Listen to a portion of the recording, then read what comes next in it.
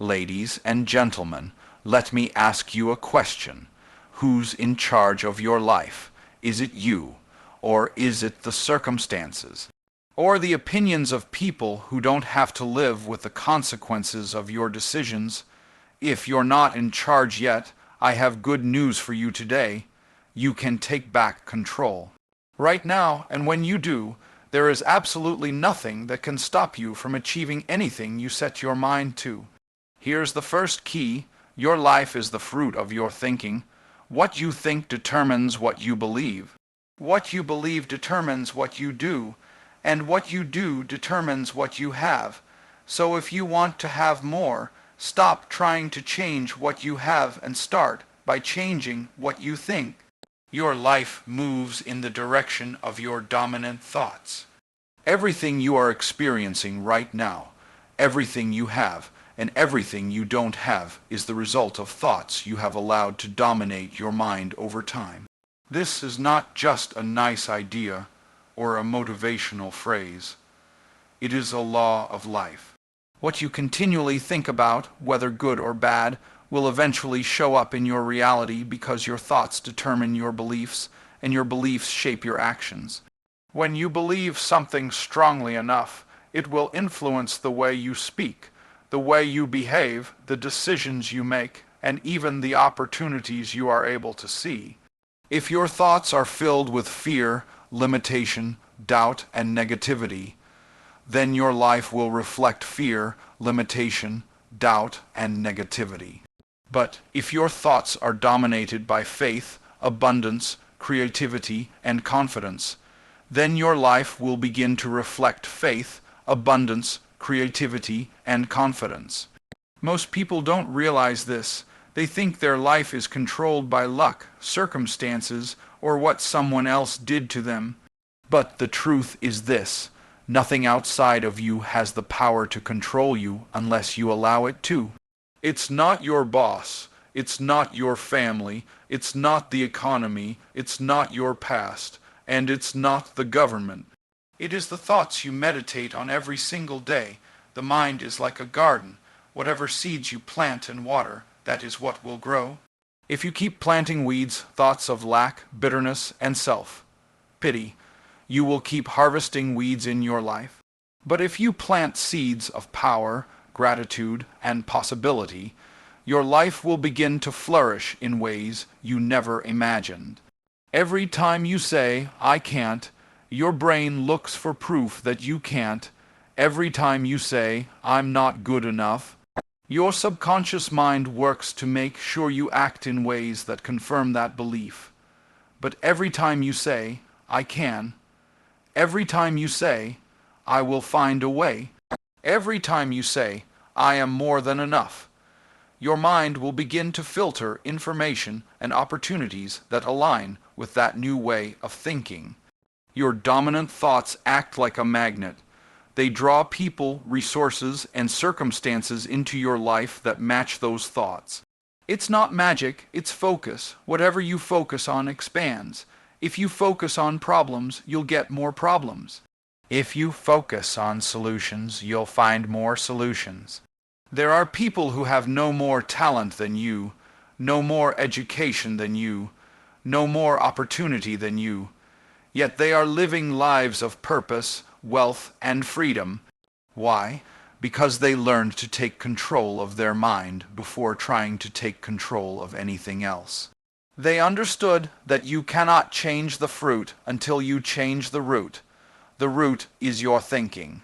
Until you fix the root, you'll keep seeing the same results, no matter how much you hustle, grind, or pray. Your mind is the steering wheel of your life.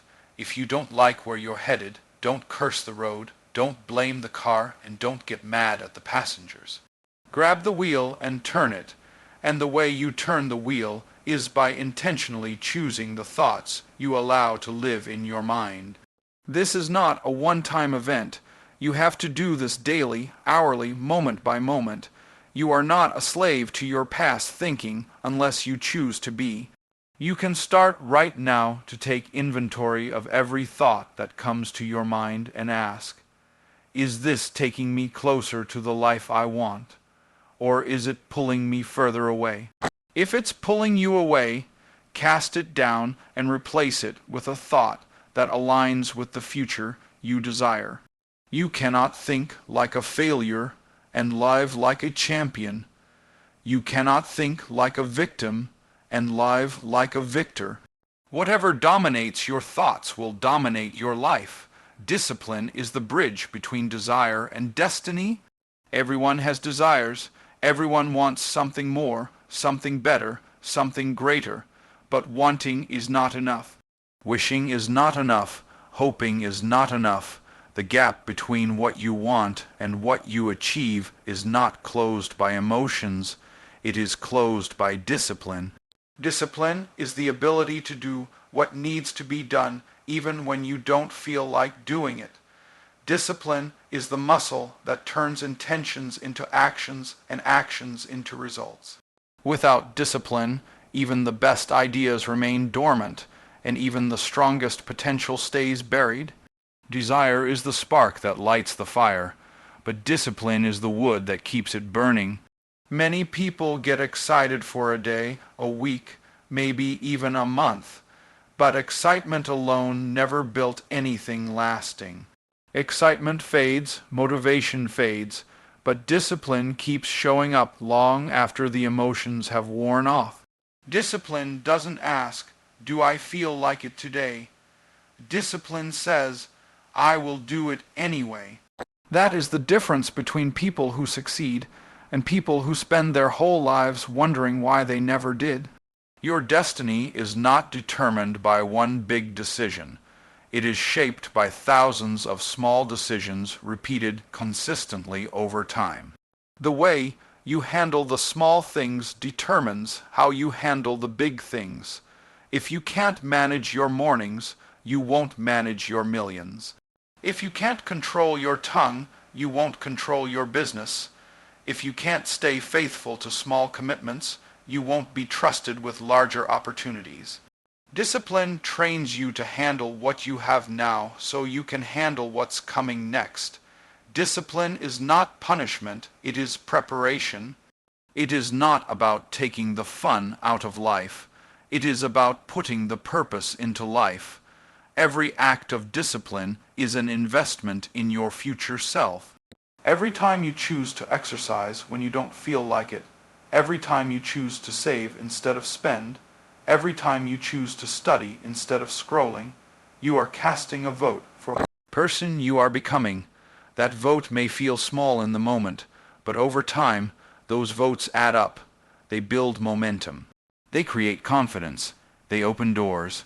The lack of discipline is often disguised as bad luck. People say, "Nothing ever works out for me." But if you look closer, you will see missed appointments, unfinished projects, broken promises, and wasted time. It wasn't bad luck, it was a lack of discipline. You cannot control everything in life, but you can control yourself. And the moment you decide to discipline yourself, life begins to respond differently to you. Opportunities that seemed out of reach begin to show up. Relationships that were strained begin to heal. Resources that felt scarce begin to multiply. Discipline is the habit of kings, leaders, creators, and builders.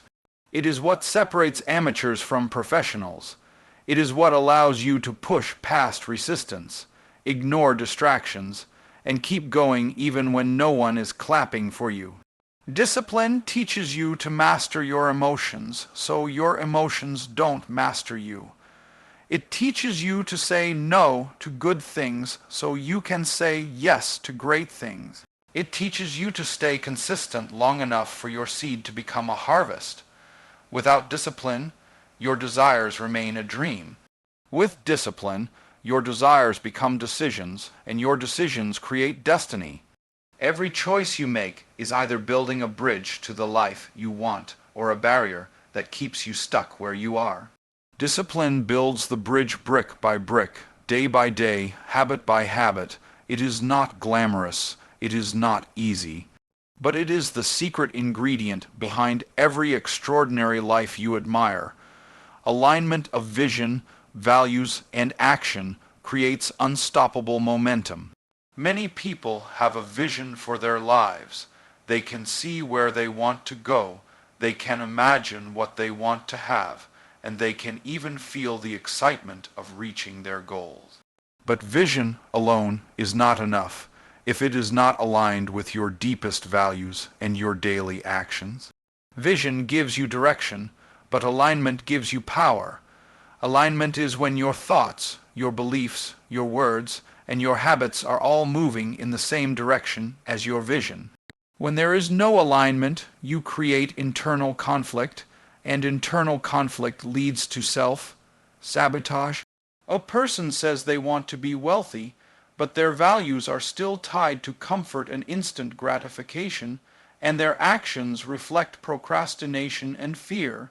Another says they want to have strong relationships, but their values are centered on self-preservation and pride, and their actions are inconsistent and selfish. This is why so many people feel stuck. It's not because they lack the talent, resources, or opportunities. It's because there is a disconnect between what they say they want and what they are actually doing.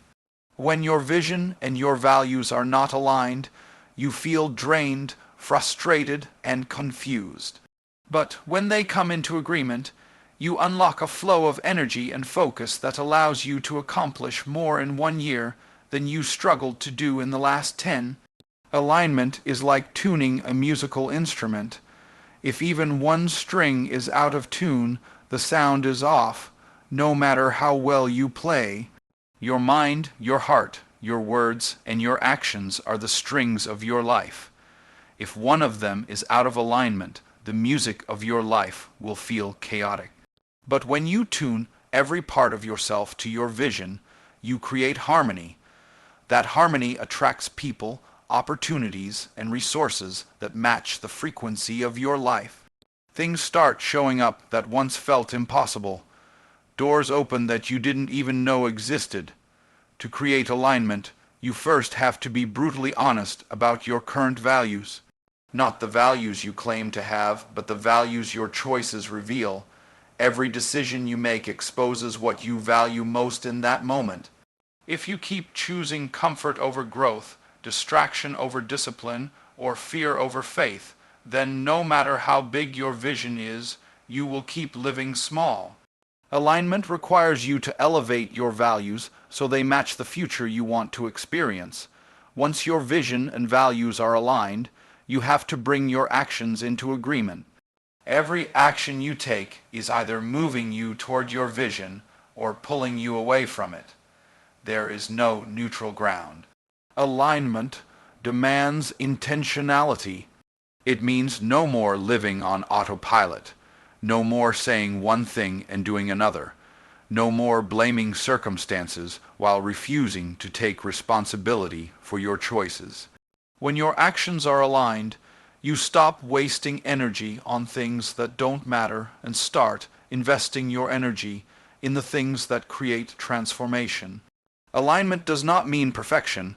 It does not mean you will never make mistakes. It means you are willing to correct every time you drift off track.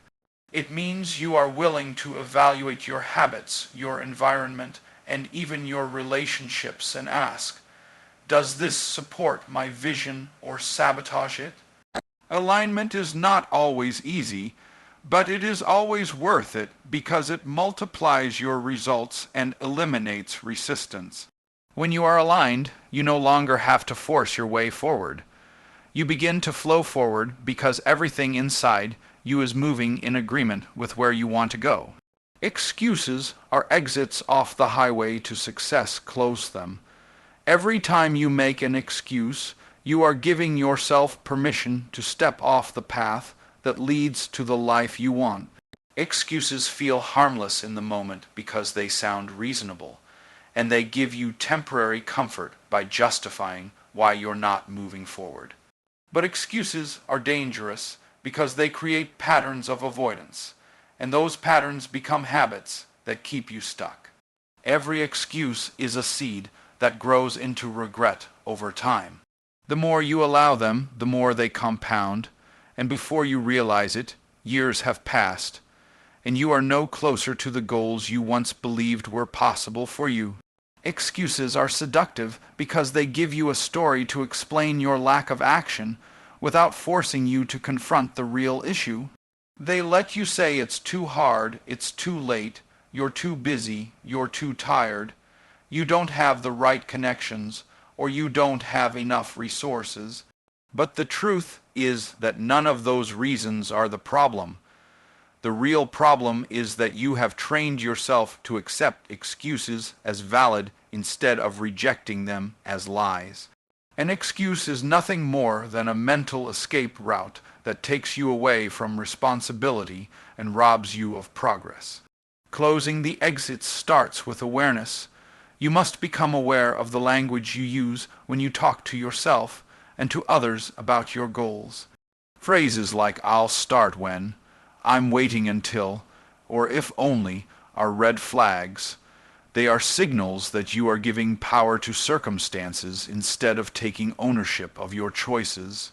Every time you say those words, you are reinforcing the belief that success is outside your control. But success is not a matter of perfect timing or perfect conditions. Success is a matter of refusing to give yourself permission to stop moving forward. When you close the exits, you force yourself to stay on the road no matter how bumpy it gets. You eliminate the option of turning back when it gets hard, and you stop entertaining the thought that failure is final. People who succeed are not people who had fewer challenges or fewer distractions. They are people who removed excuses as an option and decided to figure it out no matter what. When you decide there is no exit, your brain stops looking for ways to justify quitting and starts looking for ways to create solutions.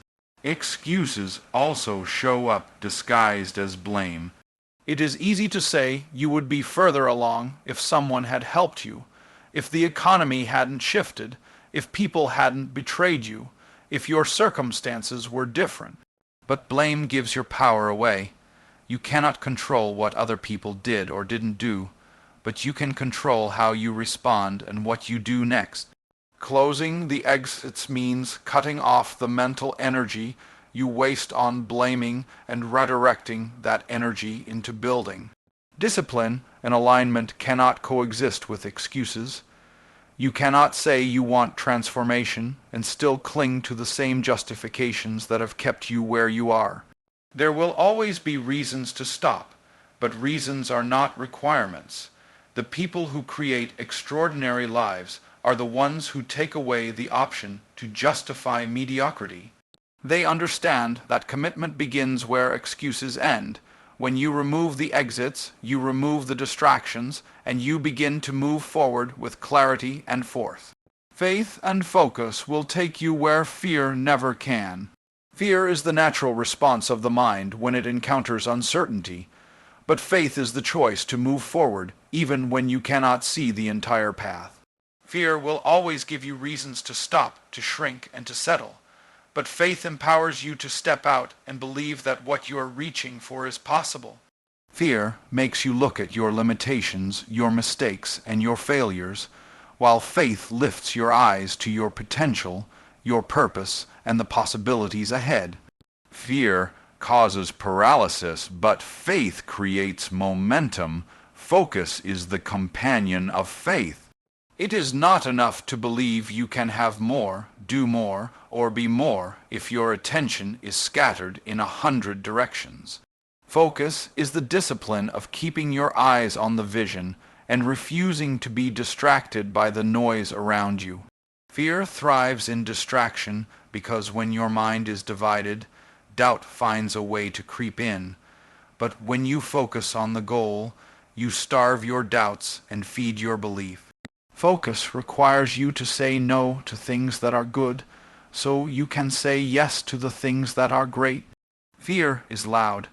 It will shout every possible worst-case scenario at you. It will remind you of every time you failed in the past. It will whisper that you don't have what it takes and that other people are more qualified.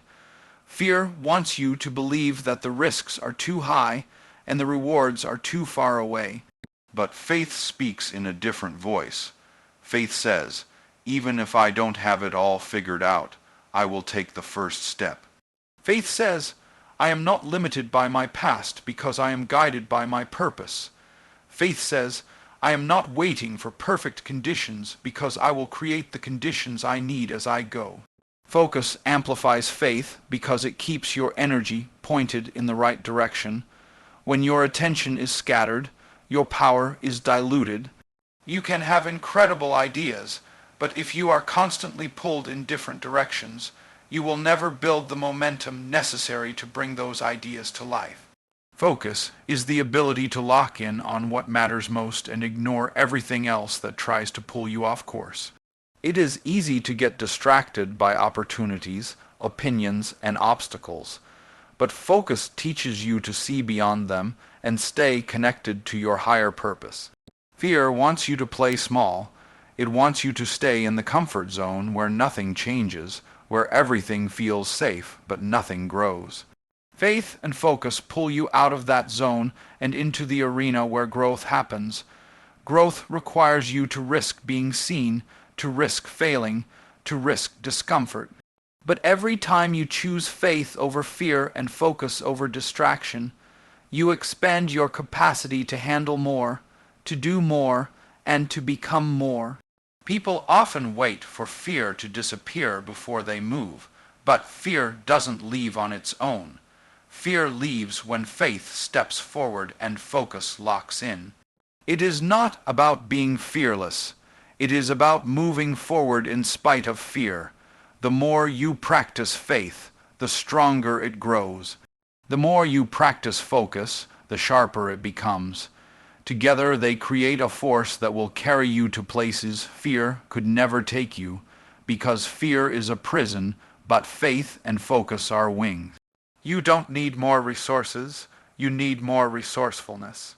Most people believe that if they just had more money, more time, more connections, or more opportunities, they could finally achieve their goals. They convince themselves that the reason they are stuck is because something is missing on the outside. But the truth is, the greatest resource you will ever have is your own ability to think creatively, act decisively, and persist relentlessly with what you already have. Resourcefulness is the mindset that says, I may not have everything I want right now, but I have everything I need to take the next step. People who succeed are not always the ones who start with the most advantages. They are the ones who take what they have and maximize it. They see possibilities where others see limitations. They find solutions where others see obstacles. They refuse to wait for perfect circumstances and instead create momentum by using the tools, skills, and relationships they already possess. Resourcefulness turns small beginnings into great outcomes because it forces you to tap into innovation and resilience. When you depend on resources alone, you limit yourself to what you can see. But when you operate in resourcefulness, you unlock creativity, courage, and persistence that multiplies whatever is in your hand. The person who is resourceful can make a small network work for them as effectively as someone else's massive network. Person who is resourceful can stretch limited funds further than someone else can with abundance because they think differently and act with focus.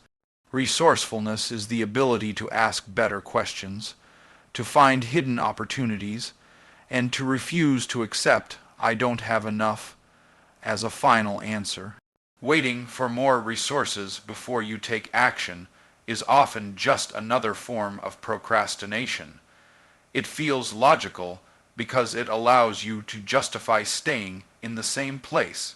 But if you look at the stories of those who have achieved great things, you will see a pattern. They did not wait for everything to be in place. They started with what they had, and in the process of moving forward, they attracted more resources. Action draws provision. Momentum creates opportunities that sitting still never will. Resourcefulness also requires humility because it forces you to acknowledge that you don't know everything and that you may need to ask for help, learn new skills, or try unfamiliar strategies. Pride keeps people stuck because they don't want to look foolish, but resourceful people understand that looking foolish temporarily is better than staying broke, stuck, or frustrated permanently. They are willing to experiment, to adapt, and to keep trying until they find what works. The environment you're in might not be ideal. The circumstances you're dealing with might not feel fair, but none of that can stop a person who is committed to finding a way. Resourcefulness is not about what's in your bank account. It's about what's in your heart and mind.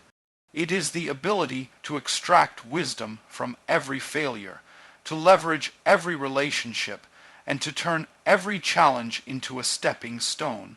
When you commit to being resourceful, you stop waiting for external permission and start taking internal responsibility.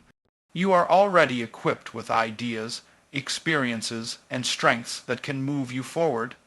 The problem is not that you lack resources. The problem is that you haven't fully unlocked the power of your own creativity, persistence, and adaptability. When you activate resourcefulness, you stop asking for easy roads and start asking better questions like, how can I make this work? Who do I need to become to solve this? And what else is possible that I haven't considered yet? Resourcefulness doesn't wait for perfect timing because it creates opportunities out of imperfect conditions.